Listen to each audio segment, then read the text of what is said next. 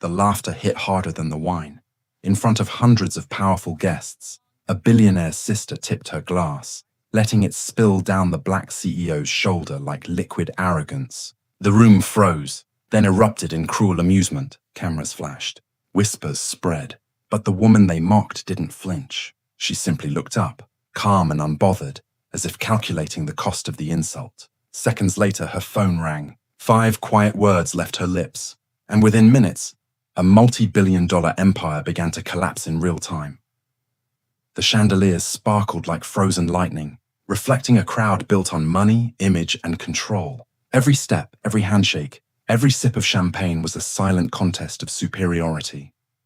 At the center of it all stood Soraya Voss, CEO of Voss Technologies, the woman who had just secured a $2.4 billion partnership with the Sterling Group. Her success was the headline of the evening until it became the scandal. Started as a whisper. "Who invited her?" one guest murmured. "She doesn't exactly fit the room." The laughter that followed was polite until it wasn't. From the top of the staircase descended Isabella Sterling, the billionaire's sister, draped in entitlement and envy. She approached Soraya with a glass of crimson wine swirling in her manicured hand. "Oh, you must be the partner," Isabella said, the pause between words long enough to drip venom. "My brother has such bold taste in business," Soraya smiled politely. "And I have bold standards." The words, calm and sharp, didn't amuse Isabella. She leaned closer. "You know, not everyone can buy a seat at this table." Soraya's eyes never wavered. "Some of us built the table." For a heartbeat, silence stretched thin. Then, Isabella smirked and tipped her glass. The wine splashed across Soraya's shoulder, dripping onto the floor like spilled arrogance. Gasps rippled through the crowd. Then came the laughter, hollow, nervous, and complicit. Soraya stood perfectly still. Isabella's voice sliced through the noise. "Oh dear, I didn't see you there. You blend in so easily." That line, meant to humiliate, hung in the air like smoke. Cameras clicked. Someone whispered, "She won't come back from this."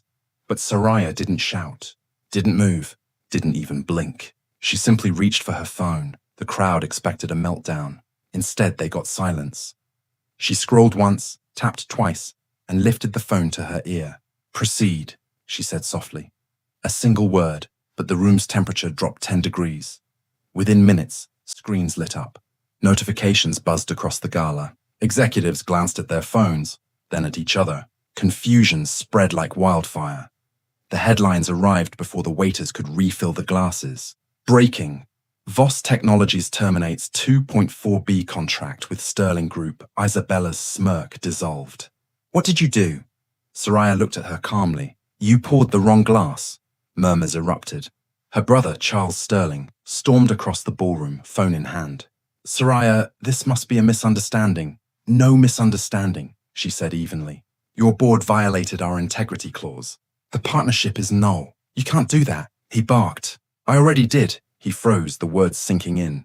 Around them, investors were reading the same statement from Voss Technologies' verified account. Effective immediately, Voss Technologies is withdrawing from its partnership with the Sterling Group due to irreconcilable ethical differences. Every camera turned towards Soraya, but this time no one laughed. She set her glass down gently and faced the audience. Power isn't about who can humiliate whom. It's about who can rebuild without permission. The ballroom had gone silent. The only sound was the faint hum of phones refreshing headlines. Charles tried to salvage control.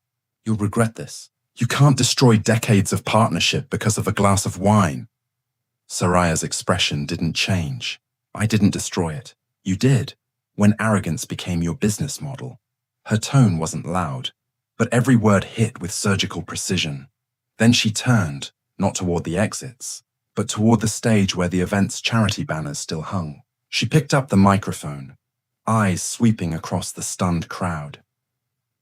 "When I walked into this room," she said, "I was reminded how easy it is for power to mistake itself for class. But class isn't what you wear or what you own. It's how you treat people when no one can punish you for it." The crowd didn't dare breathe. She continued, voice steady, resonant. Tonight isn't my embarrassment, it's this room's mirror, and I hope you like what you see. Cameras captured the moment perfectly. Isabella trembling, Charles staring, and Soraya radiant, not in fury, but in complete composure. She set the mic down and walked toward the exit, each step echoing louder than applause. No guards followed her this time. No one dared. Outside, the night was cold and quiet. A car door opened. Her assistant handed her a tablet.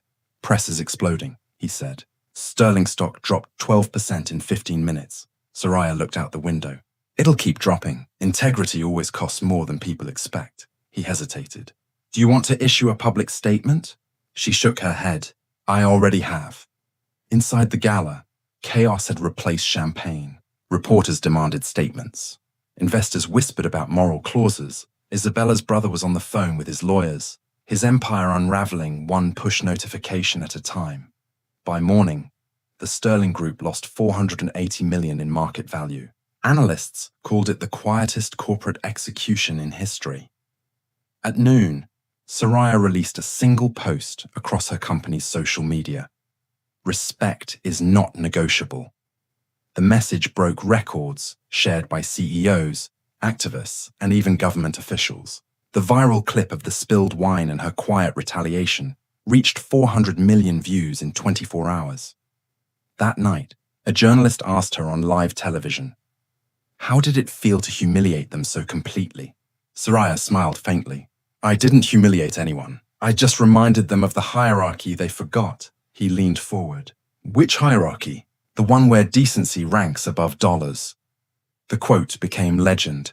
Boardrooms printed it. Universities studied it. Her company tripled in valuation within months. The Sterling Empire, once untouchable, quietly collapsed under its own arrogance. Isabella vanished from the public eye, her name now a cautionary tale. Months later, Soraya stood before global leaders and said, "Silence isn't weakness. It's the fuse before truth explodes."